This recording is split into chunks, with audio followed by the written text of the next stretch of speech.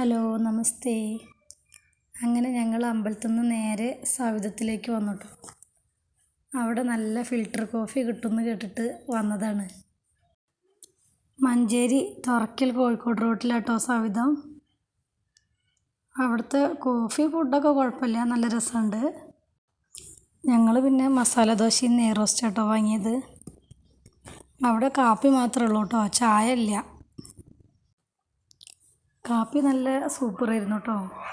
അതിൻ്റെ അളവ് കുറച്ചും കൂടി കൂട്ടിയാൽ തരക്കേടില്ല എന്നൊക്കെ തോന്നി.